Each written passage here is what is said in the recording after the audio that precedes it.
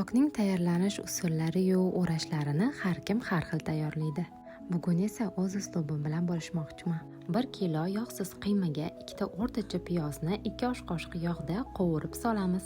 1,5 piyola guruch, ziravorlardan esa tuz va murchni solib yaxshilab aralashtiramiz. Tok barglarimizni terib, qaynab turgan suvni ustidan quyamiz va birin-ketin tok barglarimizni barmog'imizdek qilib o'rab olamiz.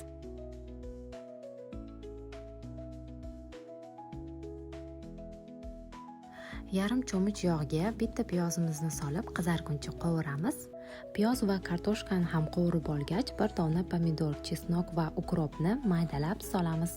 1 osh qoshiqda tomat va tuz, ziravorlarni solib, suv solib qaynatgani qo'yamiz. Suvimiz qaynab chiqqandan keyin toklarimizni birin-ketinlikda terib olamiz. Ozgina biqirlatib qaynatganimizdan so'ng ustini yopib 40 daqiqaga dimlaymiz. Bu men uslubimda tayyorlanadigan tok taomi edi. Videoga like bosing va sahifamga obuna bo'lib qo'yishni unutmang. Qiziqarli videolar sizlarni kutyapti.